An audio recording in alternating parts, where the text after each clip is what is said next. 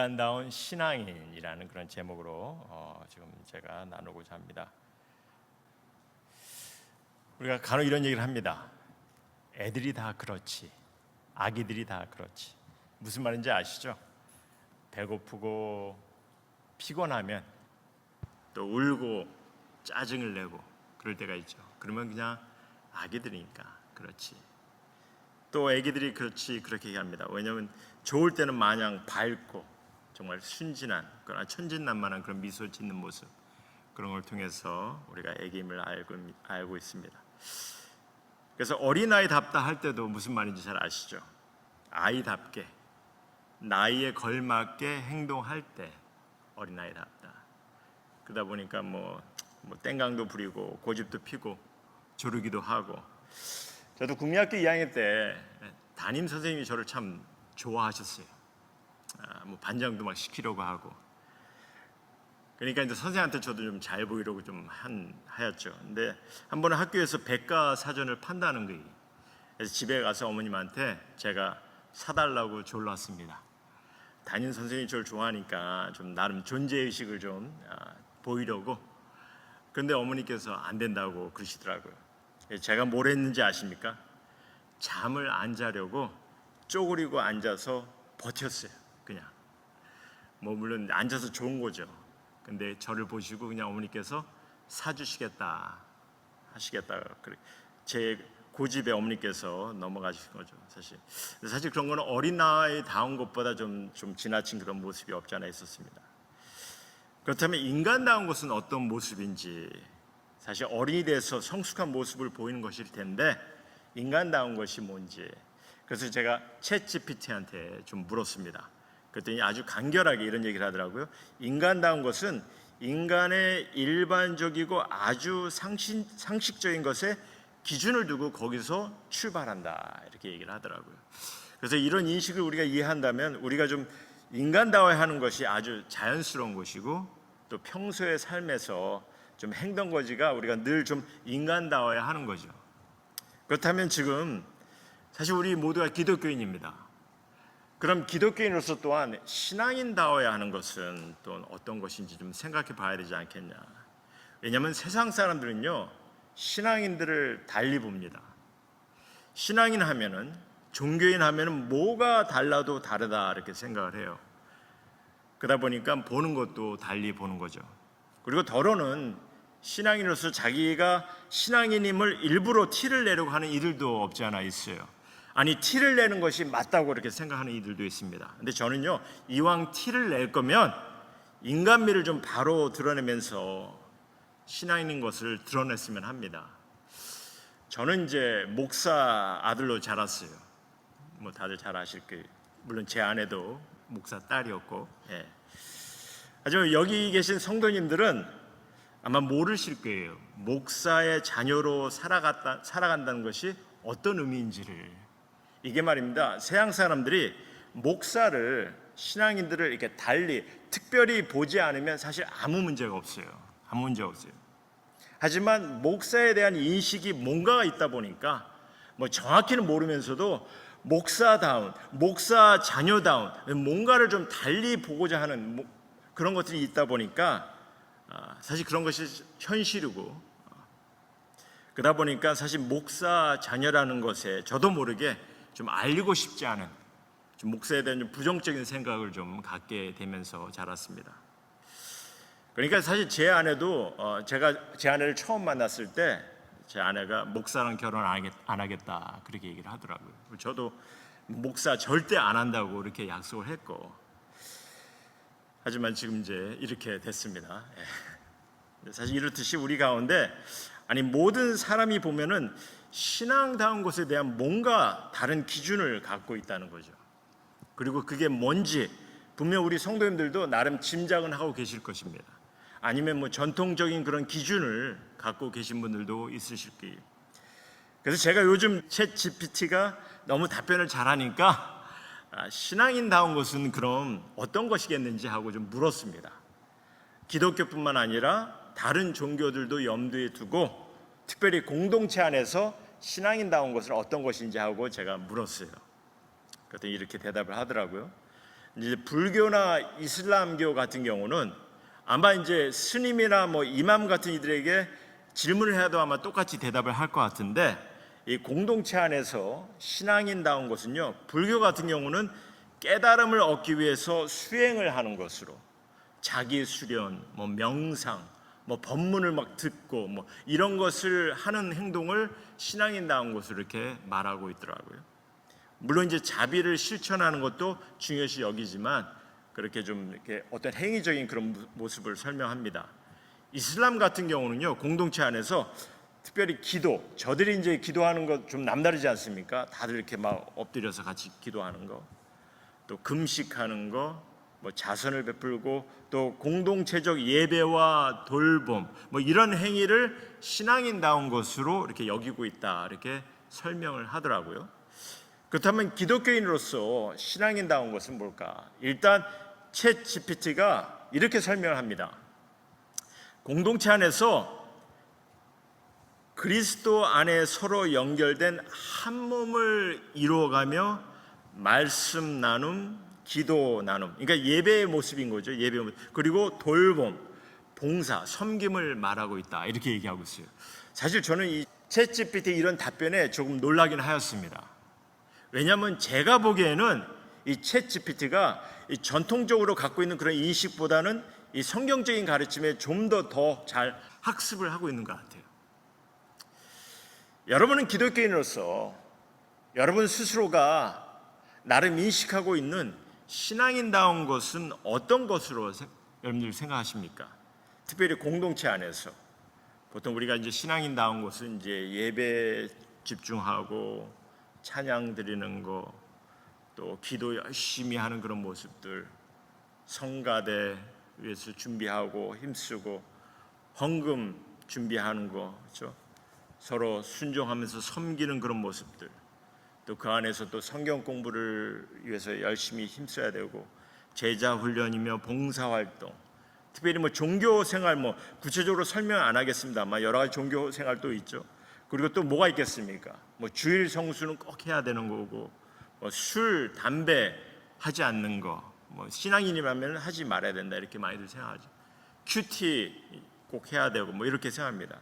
어떻게 동의하십니까? 이 신앙인다운 것이라 할 때 지금 제가 나열한 것이 어떻게 이것이 이렇게 신앙인다운 모습으로 우리가 경험을 해야 되는 것인지, 그렇다면 성경은 정말 이렇게 또한 가르치고 있는지, 오늘 본문을 보시면요, 사실 제가 이 본문의 내용이 4장부터 시작이 됐다, 이렇게 지난주에 말씀을 드렸습니다. 그래서 4장부터 쭉 이어가면서 지금 5장 거의 21절에 마치는 듯 하면서 사실 또 시작이 되긴 하는데, 근데 이제 그 부분은 제가 나중에 다루겠습니다만, 어쨌든 4장 1절부터 시작이 된다고 하였어요. 그래서 4장 1절을 보시면요, 지난주에도 봤지만 주 안에서 갇힌 내가 너희를 권하노니 너희가 부르심을 받은 일에 합당하게 행하여, 이렇게 전하고 있습니다.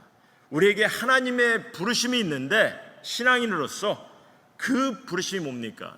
이 부르심은 개인적인 부르심이 아니라 하였어요. 우리를 그리스도의 자녀들로 함께 부르시고 주님의 교회를 온전히 세우는 일을 위해서 부르셨다 하였습니다. 이 내용이 그걸 설명하고 있거든요. 그래서 여러분들이 이를 놓쳐서는 안 됩니다. 우린 영생의 구원을 받은 이들이에요. 각자가 영생의 구원을 받은 이들입니다. 하나님의 사랑과 은혜를 풍성히 받은 이들이에요. 내가 잘나서가 아니라, 내가 구원을 받을 자격이 있어서가 아니라, 예수님께서 죽을 수밖에 없는 여러분이나 저의 죄값을 치르셨기 때문에, 보혈의 피를 흘리시고 죄사함을 받게끔 하셨기 때문에, 죄의 용서를 얻게 하셨기 때문에, 그리고 이를 믿는 우리들에게 주님께서 영생의 구원을 허락하셨어요. 하지만 이제 구원받은 이로서 또한 하나님은 우리를 부르셨다는 거죠.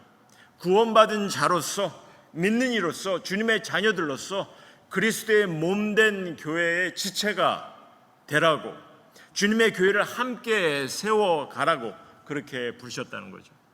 물론 이에 대한 아주 귀한 목적도 주어졌습니다. 왜 우리가 주님의 교회를 세워야 되는지 귀한 목적도 주어졌는데, 이 부분을 저희가 나중에 보겠습니다만, 일단 하나님께서 우리를, 주님의 교회를 정말 하나님의 뜻을 함께 이루어갈 수 있도록 하게 하기 위해서 부르셨다는 거예요. 그러면서 그 부르심을 받는 일에 합당하게 행해야 한다 이렇게 말씀하시고 우리에게 어떠한 것들을 가르치셨습니까? 그래서 저희가 지난주에도 봤고 지지난주에도 봤고 그 부르심에 합당한 일이 무엇인지를 쭉 계속 나눴습니다. 우리가 좀 겸손과 온유하고 정말 오래 참음으로 사랑 가운데 서로 용납하고 평안에 매는 줄로 성령이 하나 되게 하신 것을 힘써 지키라. 제가 일부분만 말씀드렸지만 우리가 정말 부르심에 합당한 일들로서 이러한 일들을 하나님께서 말씀을 통해서 주셨어요. 그러면서 거의 결론 부분에 이렇게 말씀을 하십니다. 그 다음 보시면요, 오직 성령으로 충만함을 받으라 하시면서 시와 찬송과 신령한 노래들로 서로 화답하며 너희 마음으로 주께 노래하며 찬송하며 범사에 우리 주 예수 그리스도의 이름으로 항상 아버지 하나님께 감사하며 그리스도를 경외함으로 피차 순종하라. 자, 그럼 여러분들이 이런 말씀을 드릴 때 우리 성도님들은요, 어떻게 이 말씀이 자 이제 우리가 신앙인다운 모습으로 살아야 되는데 그 모습이 뭔지 알아? 하면서 우리에게 그 신앙인다운 모습이 무엇인지를 이 구절을 통해서 지금 가르치고 있는 것으로 여러분들 생각하십니까? 사실 저는 한때 정말 성경이 우리가 신앙인다운 모습이 어때야 하는지 뭔가 좀 특별한 것이 있으면 오히려 그거에 대해서 좀 자세히 우리가 어떤 절차나 어떤 예식, 어떤 행동거지, 훈련을 받아야 될 것 이런 것이 있으면은 좀 신앙인다워야 보는 것 이런 것들을 좀 확실하게, 정확하게 좀 성경의 설명을 기록을 해서 우리에게 설명을 했으면 얼마나 좋을까 하는 그런 생각을 좀 했습니다. 근데 성경에는요, 심지어 예배드린 것조차 우리가 어떤 절차, 어떤 형식으로 예배를 드려야 하는지 이거다, 이렇게 예배를 드려 하면 확실하게 얘기하는 것이 없다는 거죠. 여러분들 신약 성경을 보시면은 예배에 대한 가르침이 신약 성경에서만 사실 손가락 5개 안팎으로 몇 개 안 되게 가르쳐 주십니다. 여러분들 잘 아시겠지만 요한복음 4장에 있는 말씀 보시면 아버지께서 참되게 예배하는 자들을 찾으시겠다 이렇게 말씀하세요. 그러면서 하나님은 영이시니 예배하는 자가 영과 진리로 예배하리라 이렇게 말씀하세요. 어떤 형식이나 어떤 절차, 어떤 그런 모습을 가르치지 않습니다. 그리고 또 하나 오늘 구절인데 우리가 나눈 구절인데 제가 지금 방금 나눈 말씀입니다. 5장에 있는 말씀, 시와 찬송과 신령한 노래들로 서로 화답하며 너의 마음으로 주께 노래하며 찬송하며 주님께 감사하며 이런 얘기를 합니다. 여러분들 이 구절도 어떤 형식, 어떤 예배 방법 이런 건 전혀 없잖아요.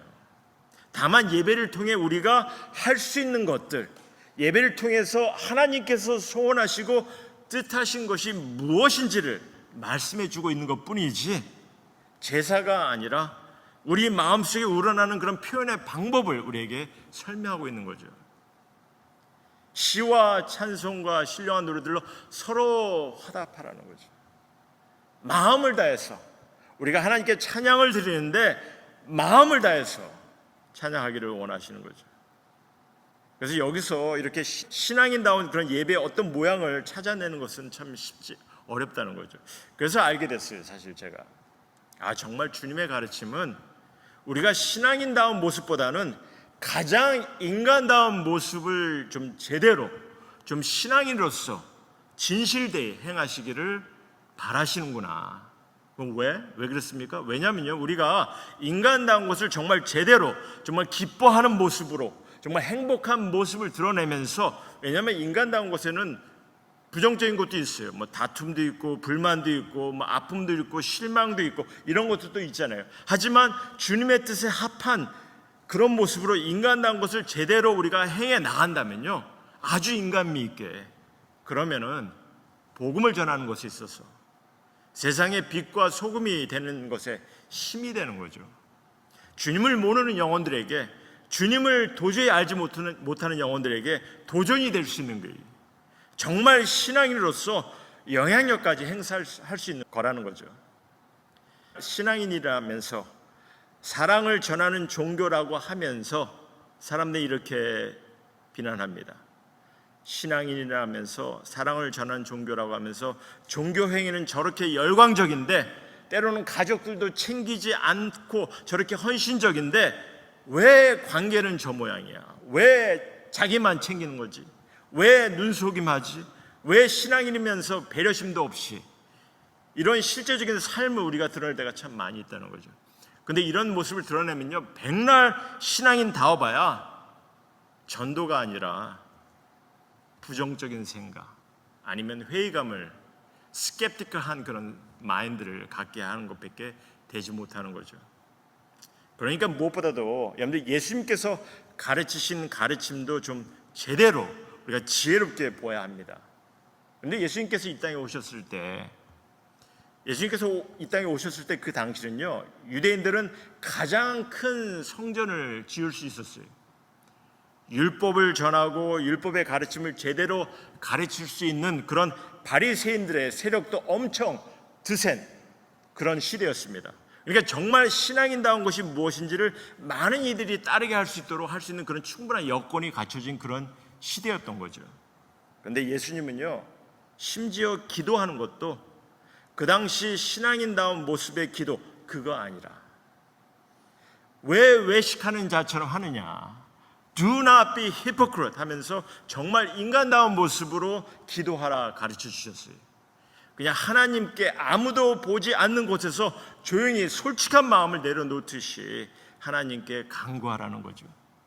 그리고 예배 또한 그 당시 성전도 있었고 회당 이런 곳에서의 형식적인 예배가 있는데 그런 예배가 아니라 교회라는 그런 공동체의 모임과 사랑의 교제를 통해서 예배를 영과 진리로 예배를 드리는 그런 예배를, 정말 인간스러운 예배를 가르쳐 주셨다는 겁니다. 바울은 어떻습니까? 바리새인이잖아요. 율법학자였잖아요.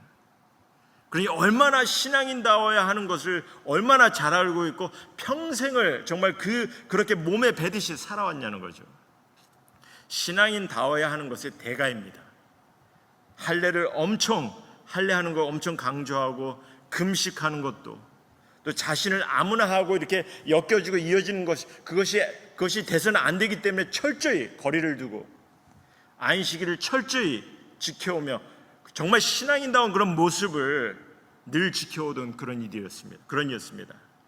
그런 인물이었어요.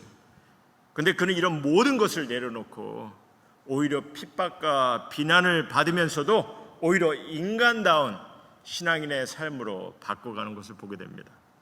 심지어 텐트 만드는 그런 노동에 힘을 쓰면서 다만 복음을 전하는 것에만, 말씀의 가르침을 나누는 것에만 전념하였다는 거죠. 그러니 또한 오늘 말씀을 전하는데도 우리에게 말씀을 전하는 데 있어서도 신앙인다운 모습이 아니라 인간다운 지혜로운 행위를, 정말 하나님의 부르심을 받는 우리가 행해가야 할 것임을 우리에게 전하고 있는 거죠. 그래서 5장 1절에 우리가 봤습니다만 5장 1절 2절 보면 그러므로 사랑을 받는 자녀같이 너희는 하나님을 본받는 자가 되고 그리스도께서 너희를 사랑한 것 같이 너희도 사랑 가운데서 행하라, 이런 얘기합니다. 얼마나 인간다운 것을 행하기를 가르치고 있습니까? 여러분들 기억하시죠? 하나님을 본받는 자가 된다는 거, 원어로 하나님을 모방하라는 건데 이게 뭘 어떻게 하라는 거라 말씀드렸습니까? 무엇보다도 하나님께서 소원하시는 것, 하나님께서 뜻하시는 것을 행하도록 하는 거예요. 그렇다면 하나님께서 소원하시고 뜻하시는 것이 뭐겠습니까? 바로 나오잖아요. 그리스도께서 너희를 사랑하신 것 같이 너희도 사랑 가운데서 행하라. 하나님, 여러분이나 저를 엄청 사랑하십니다. 정말 놀라운 사랑을 보이셨어요. 독생자 아들을 희생시키면서까지 사랑하셨어요. 그런데 이제 하나님께서 소원하시는 것은요, 우리를 그렇게 사랑하신 것 같이 우리도 사랑 가운데 행하라 하시는 거죠. 사실 사랑 가운데 행하라라는 말이 이게 명령어인데 그 중에 보면 사랑 가운데라는 말이 있어요. 여러분들, 사랑 가운데라는 말은요, 정말 내가 그 사랑을 알고 그 사랑을 느끼며 한마디로 내가 지금 사랑을 받고 있구나 하는 그것을 인식하며 행하라는 얘기입니다. 그렇기 때문에 1절의 시작부터 보면요, 사랑받는 자녀같이, 그러니까 사랑을 계속 받고 있는 그런 말을 하고 있는 거죠. 그러니까 예전에 네가 사랑을 받았으니까 이 말이 아니라 지금 계속 사랑을 받고 있는 하나님의 자녀이니까 사랑을 받고 있는 자녀같이, 그런 얘기를 하는 겁니다. 그래서 그 사랑을 받고 있음을 인식하고 사랑 안에 거하며 행하라는 거죠. 그럼 무엇을 행하라 하십니까? 사랑하는 거죠. 사랑하라는 게. 그래서 이렇게 내가 정말 놀라운 사랑을 받았구나, 이를 인식하면서, 그래서 내가 정말 사랑 안에 거하면서 정말 주님의 사랑을 위해 살아가겠노라 할 때, 그리고 그렇게 신앙의 삶을 행해 나갈 때, 이것이야말로 한마디로 성령으로 충만함을 받았다는 그런 의미인 거죠. 이것이야말로 성령의 충만함을 경험하는 얘기입니다. 그래서 이에 대한 말씀만 마지막으로 보고 제가 말씀을 정리하고자 하는데요, 과연 성령으로 충만함을 받는다는 것이 어떤 의미인지 제가 지난주부터 이를 좀 바로 보았으면 하였어요. 보면 성령으로 충만하다, 이 의미를 우리가 항상 보면 성령 충만하다 하면 오순절 사건으로 돌아갑니다. 그리고 고린도전서에 언급한 성령의 은사들을 체험하는 것, 이런 체험적인 그런 모습들, 그래서 내가 뭔가 능력을 드러내고 이런 것을 할 때 성령 충만함을 이렇게 설명하려고 해요. 그런데 제가 지난주에 말씀드렸지만 성령 충만함을 받으라 하시면서 이 본문에서는, 이 본문의 내용을 통해서는 우리가 에베소 4장부터 보면 어떤 그런 능력적인 것, 체험적인 것을 언급하고 있지 않습니다. 여러분들, 성경에서 성령 충만이라는 말이 언급이 되는 것을 보면요, 성경의 신약성경에 보면은 몇 군데 안 돼요. 성령 충만이라는 맛이 몇 군데 안 되는데, 성령 충만함을 받고 무엇을 경험하는 것을 볼 수 있냐면요, 담대하게, 신앙인들이 담대하게 하나님의 말씀에 확신을 갖고, 그래서 정말 하나님의 말씀을, 복음을 담대히 선포하는 그런 모습들을 우리에게 설명하고 있다는 거죠. 그러니까 오늘 바울이 성령 충만함으로 받으라 이 말씀하기 전에 사실 이제 술 취하지 말라, 이는 방탕한 것이, 이 말씀도요, 여러분들이 지금 이 말씀이 술 취하지 말라라는 말씀이 이게 금주, 술을 먹지 말라 이런 말씀을 얘기하려고 하는 것이 아닙니다. 그렇죠? 우리가 세상에서 무언가 때로는 무엇 때문에 이렇게 매료가 되고 나의 정욕이나 마음이 사로잡힐 때가 있어요. 그래서 그런 걸 통해서 영향을 받을 수가 있습니다. 내가 나를 무력하게 하는 것들이 있다는 거죠. 그래서 잘못된 영향을 받을 수 있는 것들이 있습니다. 요즘은 그런 것들이 뭐가 있겠습니까? 도박도 있을 수 있고, 마약도 있을 수 있고, 게임도 있을 수 있고. 근데 지금 우리가 그런 것에 너무나 무력하게 취해버리면은, 그렇죠? 그런 모습을 우리가 경험하는 것처럼 우리에게 뭐라고 말씀하시니까, 그러한 모습이 아니라 이제 신앙인으로서 우리는 하나님께서 소원하신 것으로 우리 삶 속에, 우리 마음 속에 채우라는 거죠. 우리가 잘못된 것에 채울 때는, 내가 욕심이 있는 것에 채울 때는 거기에 빠져갈 수밖에 없는 그런 우리의 연약한 모습을 설명하시면서, 이제 거기에 우리가 취하는 것이 아니라 우리는 성령님, 하나님께서 뜻하신 것을 내 삶에 채워나가기를 원하시는 거죠. 그럼 하나님께서 가장 뜻하시고 바라시는 것이 뭐가 있겠습니까? 우리가 많은 것을 생각해 볼 수 있겠지만, 특별히 오늘 5장부터 우리에게 뭐라고 말씀하십니까? 사랑 가운데 행하라. 정말 그 놀라운 사랑을 베푸시고 그 사랑에 취하기를, 사랑에 빠지기를, 그렇게 얘기하시는 거죠. 우리는 이제 성령 충만함을 받으라 하면 뭔가 좀 신앙인다워야 하고, 뭔가 좀 신앙의 특별한 행동, 뭔가 좀 그런 행동을 하는 것으로 인식해 왔어요. 그러니까 내가 뭔가 신앙인들과의 특별한, 그래서 보면은 이제 뭔가 모임도 보면은 신앙인들과 특별한 모임만 가지려고 할 때가 참 많이 있습니다.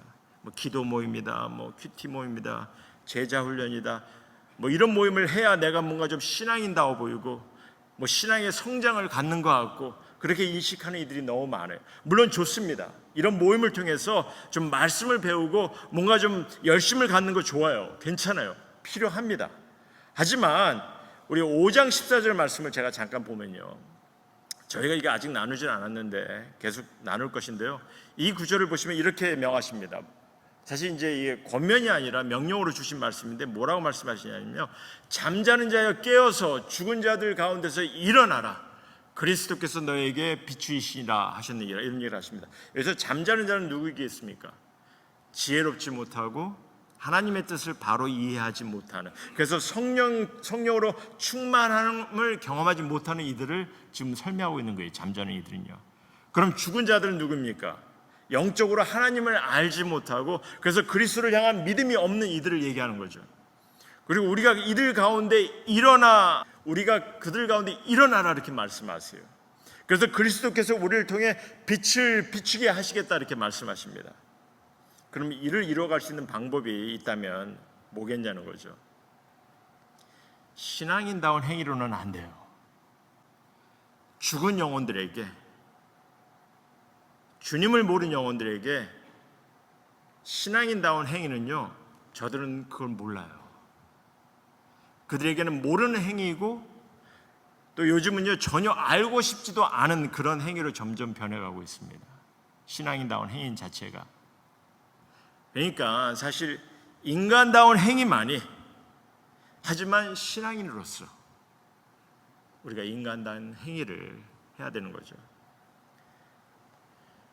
그래서 저는 우리 성도님들께서, 물론 여러분들께서 신앙인들 가운데 뭐 기도 모임, 뭐 큐티 모임 좋습니다. 하지만 때로는 정말 인간다운 모임을 때로는 가져서 세상 사람들이, 죽은 영혼들이 자연스럽게 함께 그 모임 속에서 우리를 바라보게 하고 우리와 더불어 관계를 맺게 하고 그를 통해서 주님을 만날 수 있는 그런 기회를 갖는 것이 너무나 귀하고 중요한 것 같습니다. 그래서 때로는 우리 뭐 운동 좋아하시는 분들 운동 모임을 갖고 그러지 않습니까? 너무 귀한 것 같아요. 때로는 그렇게 그런 모습을 통해서 주님을 모르는 영혼들에게도 같이 함께 정말 동참해서 그런 가운데 교제를 통해서 서로를 알아가고 그런 정말 주님의 사랑받은 자의 모습을 드러낼 수 있는 그런 모습들. 근데 이제 그런 분들이 때로는 그런 얘기를 합니다. 꼭 주일날 교회를 가야 돼? 그런 얘기를 합니다. 근데 주일날 교회 가는 것은요, 우리가 어떤 신앙인다운 모습을 드러내기 위한 것이 아니라 오늘 우리에게 주신 말씀처럼 내가 주님을 사랑하고 주님께서 우리에게 놀라운 사랑을 드러내시기 때문에 그 사랑에 감격스러워서 내가 정말 그 마음을 주님께 드리기 위해서 그 시간을, 우리 여러분들 그렇지 않습니까? 여러분들께서 여러분들의 와이프가 생일인데 애니버설인데 어떻게 그냥 스킵하고 딴 거 하겠습니까? 큰일 나는 거죠. 그렇죠? 네. 그런 것처럼 주님께서 나를 사랑하신 그 놀라운 날입니다. 그렇죠? 주님께서 기억하길 원하는 그 날입니다. 그것을 내 스스로가 경험하면서 내가 그것을 세상 사람들에게도 보이면서, 그렇지만 늘 인간다운 모습으로 그들에게 정말 기쁨과 사랑을 나누고 관계를 맺어 나갈 때 그 가운데 정말 주님의 사랑을 드러내지 않을까 하는 거죠. 시와 찬송과 신령한 노래들로 서로 화답하는 것, 주께 노래하며 찬송하는 것도 여기 보면 마음을 다해서 진실된 마음을 담아서 우리에게 감사와 감격된 마음으로 드려지라 이렇게 얘기합니다. 이것이야말로 인간다운 행위인 것인 거죠.